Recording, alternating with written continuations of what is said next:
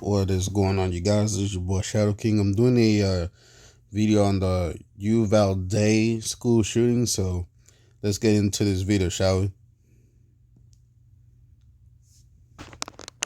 Firing through the wall at the police officers. He had a very powerful weapon with rounds that were capable of actually cutting through the wall. So the police were taking fire outside that classroom, and of course they couldn't see into the classroom.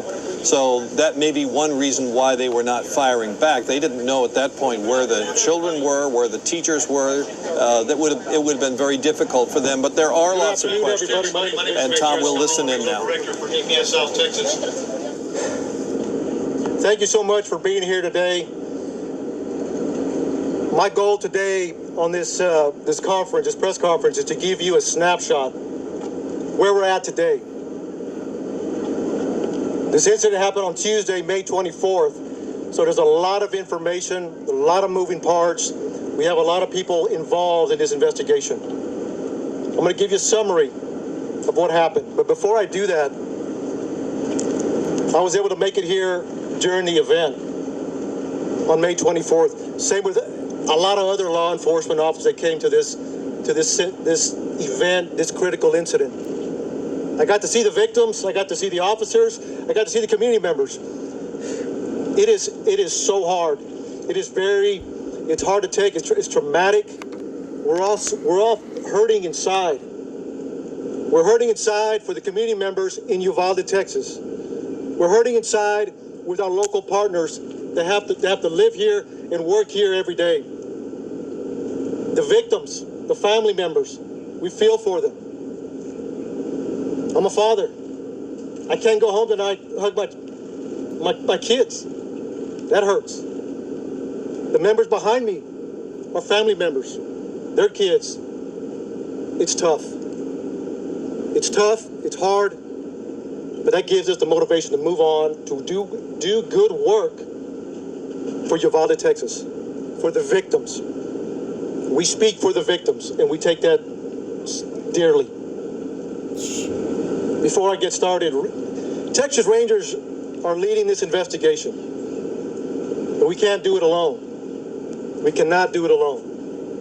We have ATF, FBI, CBP, Border Patrol, Uvalde County District Attorney's Office. The list goes on and on and on. But the agencies I told you are the main ones that are assisting with this investigation. We want to know what happened, recreate the scene. That takes days, that takes hours, that takes time, a lot of information. Then we have to do a lot of interviews. So we just started. We started on Tuesday. Today's Thursday. We're still grabbing a lot of information. We also, what's important to us is why. Why did he do this? Why did he do this? Who is this man? The suspect. We're going to find out. With all the different agencies that are involved, we're working every angle that's available. And we won't stop until we get all the answers that we possibly can. So again, I want to thank these men and women that are behind us supporting the DPS and the Rangers. So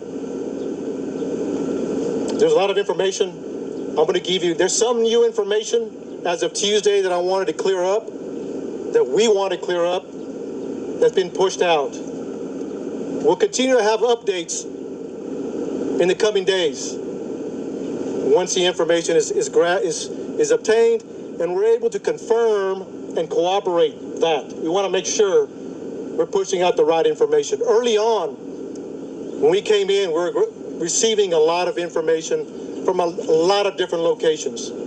That's a baseline. You start there. We made some reports. But since then, we started doing interviews. We started working the crime scene, so we're cooperating. I want to share some of that. It's a small piece of information right now, but it'll grow within days. So please, thank you for being here and being patient with us. It means a lot. On Tuesday, May 24th at 11:28, suspect just west of here wrecks his vehicle, pickup truck that he took from his grandmother. He had just shot his grandmother in the face. She's alive. She's stable at this point. At 11:28, he's sitting there That's fucked up, though. at the Bardage. He jumps out the passenger side of the truck. According to witnesses, he's got a long arm, rifle, and a bag. Later we find out it's ammunition. He walks around, he sees two witnesses at the funeral home across the street from where he wrecked. He engages and fires towards them. He continues walking. He continues walking towards the school. He climbs a fence. Now he's in the parking lot, shooting at the school multiple times.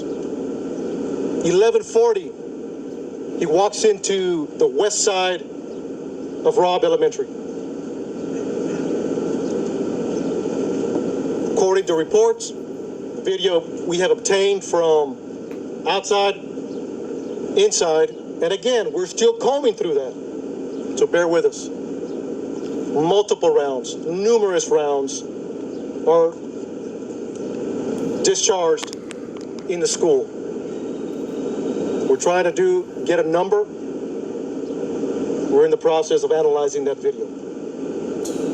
4 minutes later, local police departments, Uvalde Police Department, the Independent School District Police Department are inside, making entry.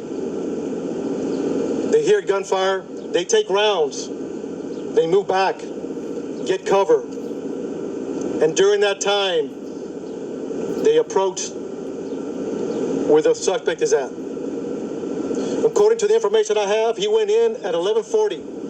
He walks, and I'm going to approximate 20 feet, 30 feet. He makes a right. He walks into the hallway, he makes a right, walks another 20 feet.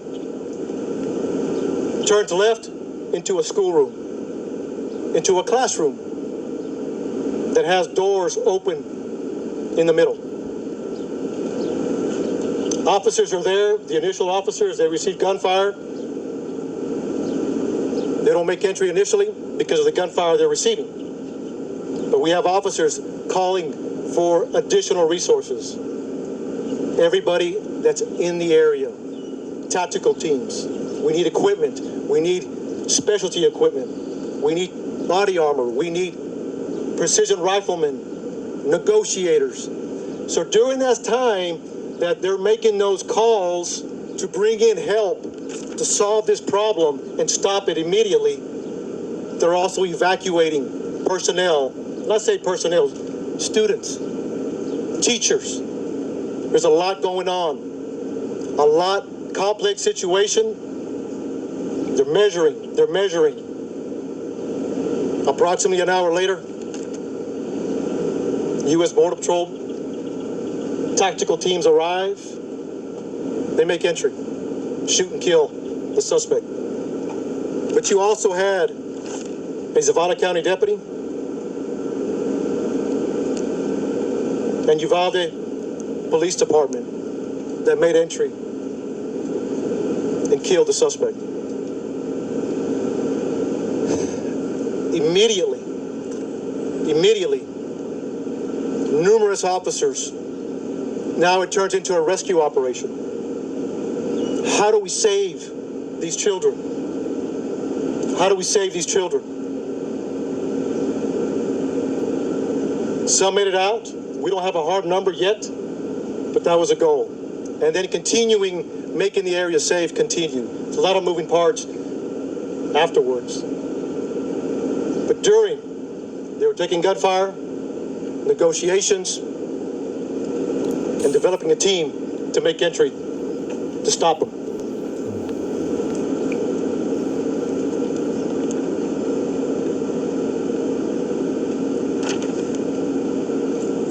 I'll take a few questions. And again, look, my summary. One more thing I forgot to mention that I want to clear up that came out early on. It was reported that a school district police officer confronted the suspect that was making entry. Not accurate. He walked in unobstructed initially. So from the grandmother's house to the bar ditch to the school, into the school, he was not confronted by anybody. To clear the record on that. 4 minutes later, law enforcement are coming in to solve this problem. So, Director, how is he able to take access? So,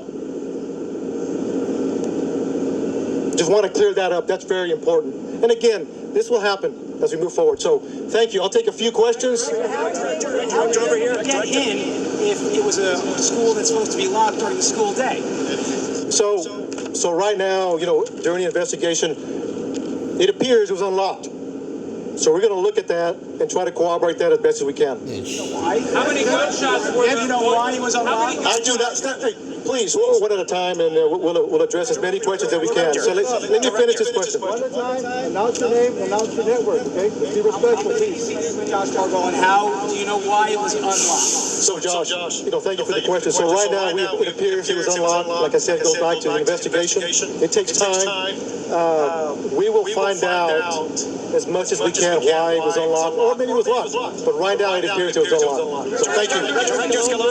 Yes, sir. You say at one point when he was inside there, among the things you were attempting negotiation, was he responding to negotiation? And in that period of time, was there continued gunfire? So during that time, right now, according to the information we have, the majority of the gunfire was in the beginning. In the beginning. I say numerous, more than 25. I mean, it was a lot of gunfire in the beginning. During the negotiations, there wasn't much gunfire other than trying to keep the officers at bay. So you were But that could change depending once we analyze the video. But right now, according to the information, he did not respond.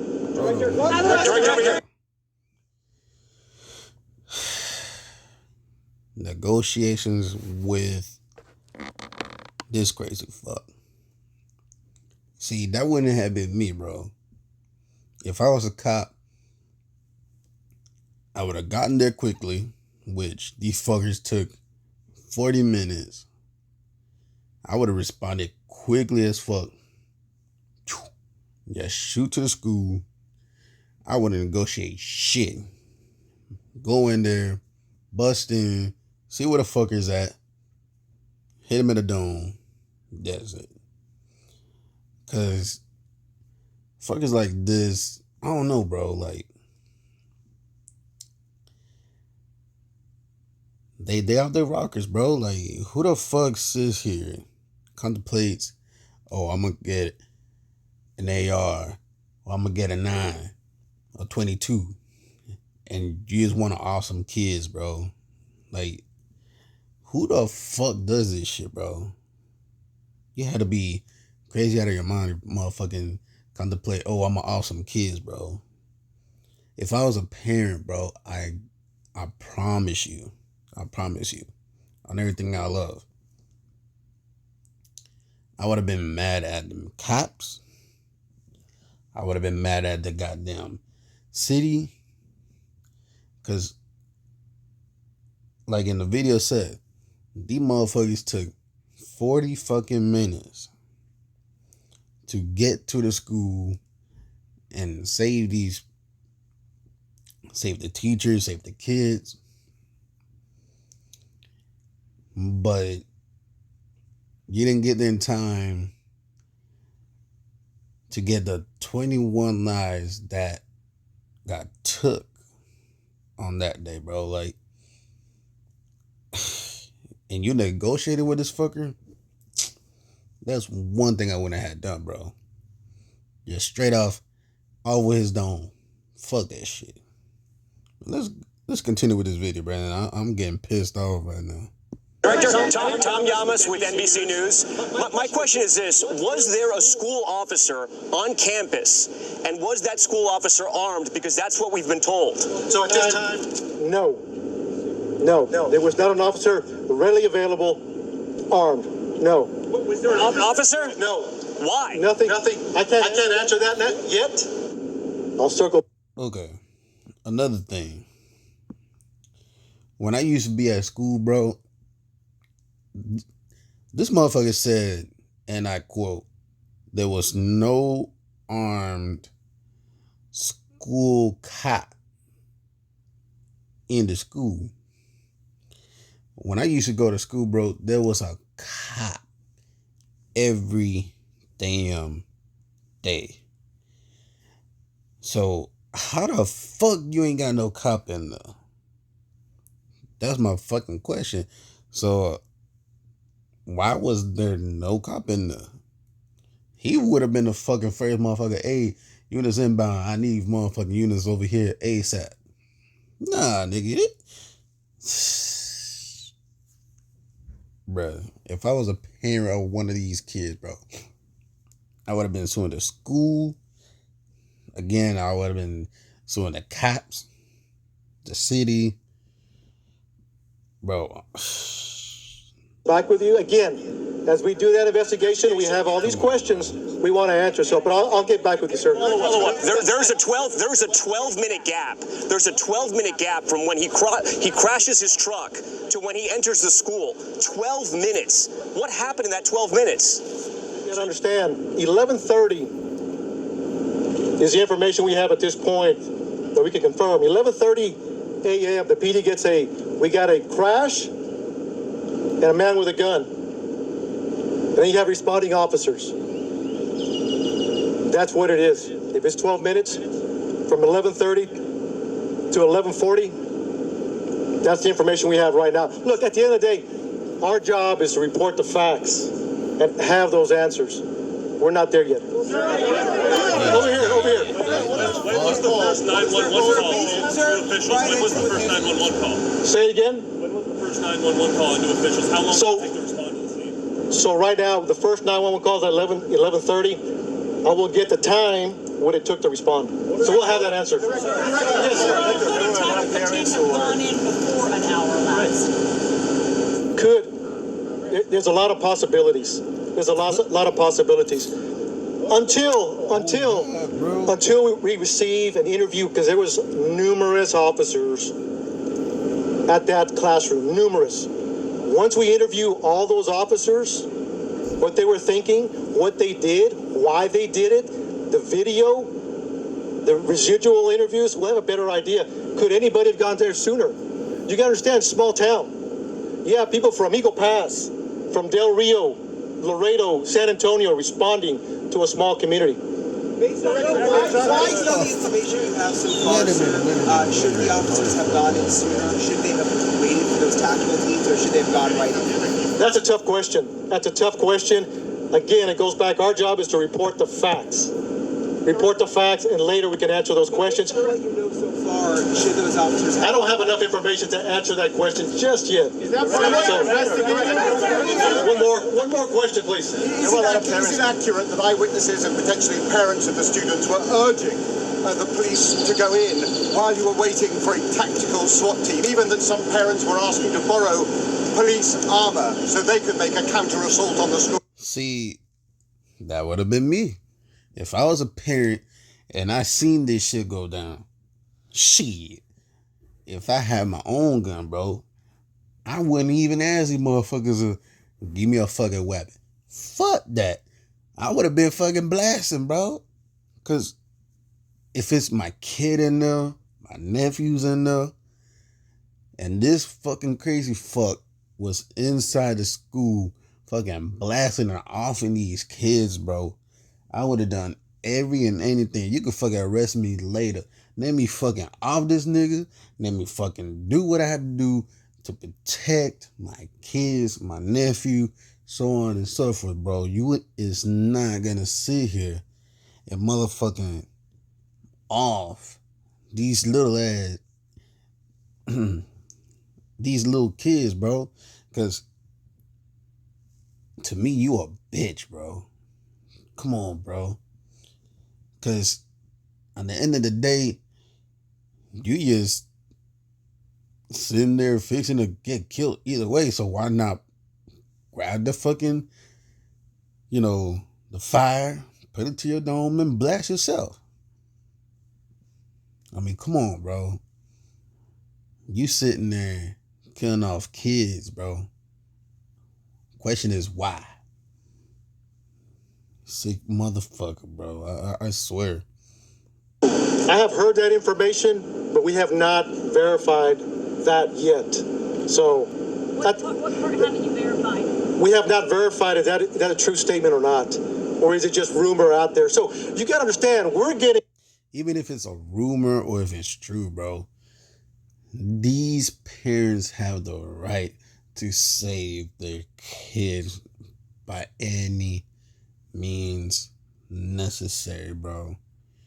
On me, if, like I said, if it was me, just go in, blast, and I'll be out. A lot of information we're trying to track down and see what is true. We want to vet it. That's all I have for questions. Thank you so much. Did you follow best practices for future scenarios? So look, we appreciate the questions. What were the officers doing between 11:44 and 12:44? I got you. The suspect is barricaded behind that. You guys have said that he was barricaded. Can you explain to us how he was barricaded and why you guys cannot breach that door? So I have taken all your questions into consideration. We will be doing updates. We will be doing updates to answer those questions. Answer that question now. I think there's a lot. What is your name? Shimon. I hear you. Because we've been given a lot of bad information, so why don't you clear all of this up now and explain to us how it is that your officers who are in there for an hour, yes, rescuing people, but yet no one was able to get inside that room. Shimon, we will circle back with you. We want to answer all your questions. We want to give you the why. That's our job. So give us time. I'm taking all your questions. I'm taking them back to talk to the team. And look, thank you for being here. We'll talk soon. We'll talk soon.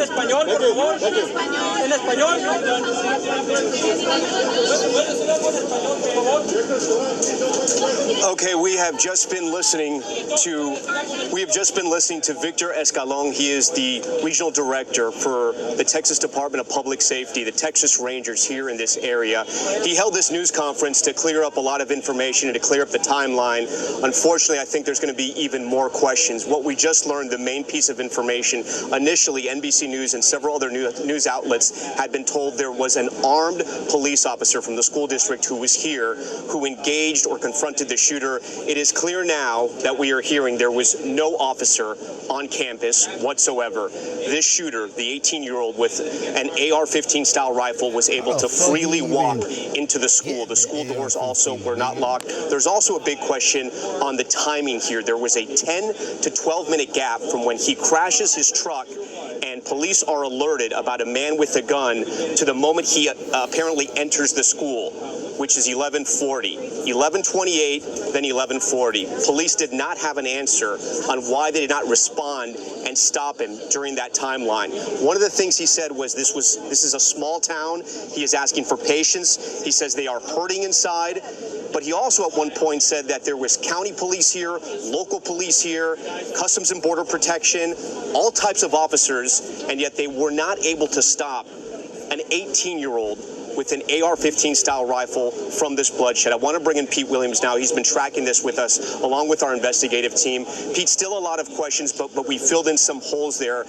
If I'm a parent, if I'm someone in this community, I don't know if I'm going to be satisfied with those answers. No, and you certainly wouldn't expect to be at this early stage either. There's still a lot of work here yet to be done. I do think perhaps the authorities now in Texas understand the urgency of trying to answer some of these difficult questions about the timeline. So he crashes the truck at 11:28, according to the DPS, the Department of Public Safety. It was at 11:30 that the police department gets the first 911 call. He then enters the school at 11:40, they say, and the first police are in at 11:44. So 14 minutes after the police first got the 911 call. we now know, and by the way, some of the information that we got yesterday, they now say is incorrect. It was something they reported yesterday. You may recall that the Department of Public Safety said yesterday that there was a school safety officer who, I believe the term was, encountered him outside the school. But as you say now, we know that's not correct, that there in fact was no armed public safety officer on campus at the time, and that the school doors appear to have been unlocked. We think the classroom door must have been unlocked as well. Now, the school district had a policy, a security policy that they put into effect here in recent years that required all school doors, all classroom doors to be locked at all times. That's what the policy said. Now, we know there was an award ceremony going on in the school on Tuesday, and perhaps that led to some relaxation, but that's another thing that they're going to have to look into. He said he wasn't even certain whether the door was in fact locked, Tom. Right, and Pete, we should also point out, since the Santa Fe shooting, which was another school shooting here in Texas, they have doubled the budget for security in this school district. They have run drills, they have enhanced security, they monitor social media, they've tried to be better. And something else, Pete, we should also talk about here, a lot of people have asked why it was a Customs and Border Protection tactical team that took out the shooter, and it sounded like police officers were waiting for the right type of law enforcement that had the right type of equipment to breach the door and take out the shooter. Is that how you understood it, Pete? Yes, I think there are two things about this that required them, or they felt they had to wait for a tactical team.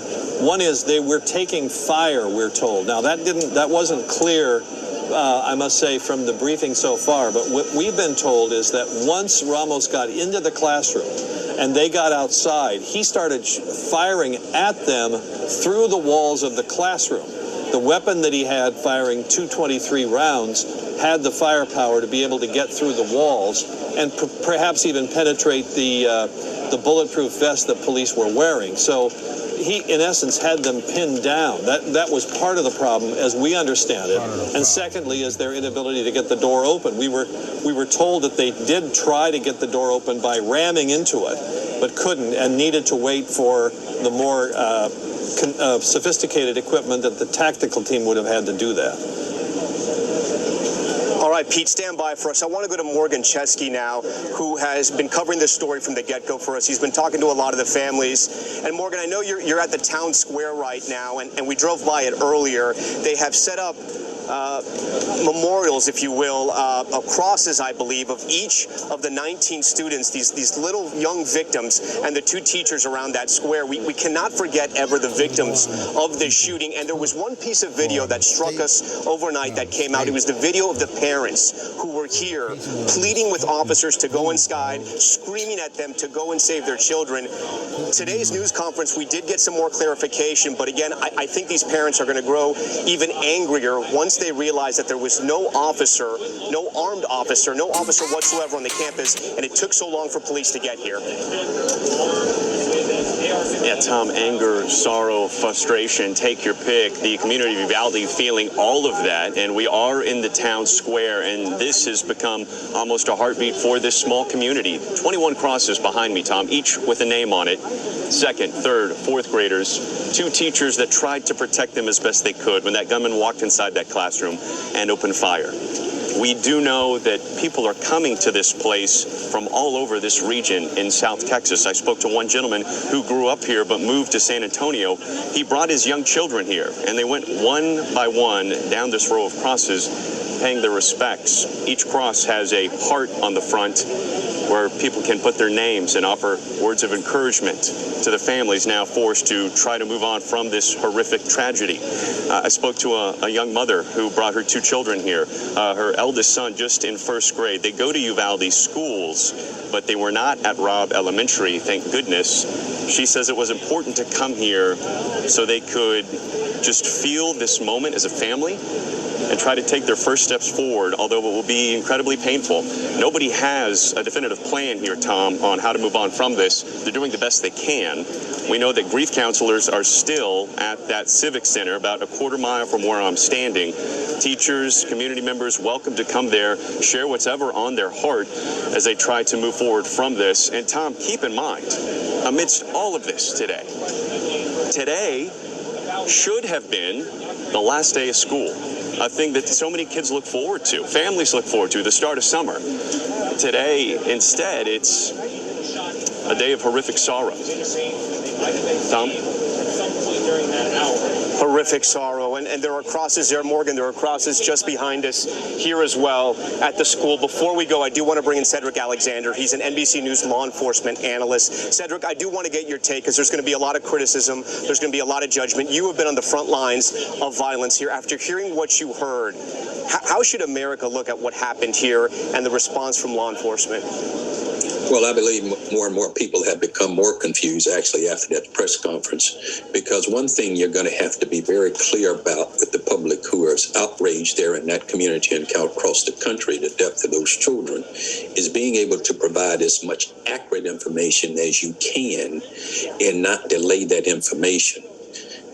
I think under this particular set of circumstances, as at any school shooting, and certainly I've been there before in 2013 in DeKalb County, Georgia, it's a lot going on.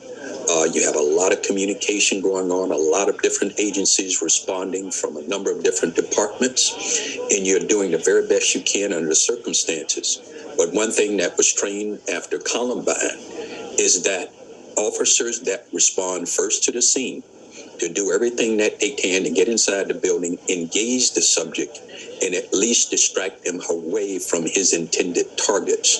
I don't know if that was the circumstances here, but those are the questions that are going to continually be asked, and I think it would be to the best interest of law enforcement, particularly DPS in that community, to be able to quickly respond to many of those questions before things become more complicated. That's it. Cedric Alexander, we appreciate your analysis. We thank you for joining, and that's going to conclude our NBC News special report. Lester Holt, he's going to have much more from here in Uvalde tonight on Nightly News. I'll have more this evening on NBC News Now's Top Story. For now, I'm Tom Yamas in Uvalde, Texas. Thank you for watching.